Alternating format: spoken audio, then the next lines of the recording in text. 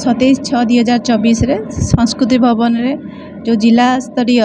जो district level sensitisation programme घटी शिशु श्रमिक संबंध में आम शेष दिवस जोटा कि आम 1 मास व्यापी चली कार्यक्रम 1/6/2024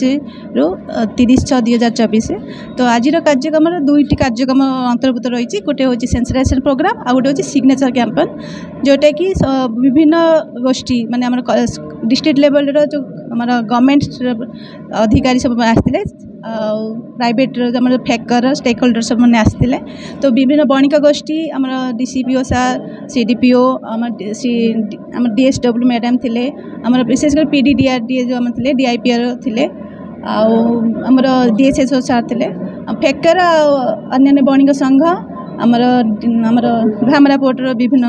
अनुष्ठान डकाई ए सब कार्यक्रम गोटे मोटो हूँ शिशु श्रमिक मुक्त भद्रक जो मैंने कि शिशु श्रमिक केवल आम डिस्ट्रिक्ट लेबर डिपार्टमेंट काम नहीं समस्त मिसिकी शिशु श्रमिक मुक्त करने समस्त मिसिकी समस्त सहभागिता समस्त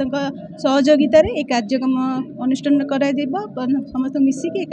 मूलोत्पाटन कर।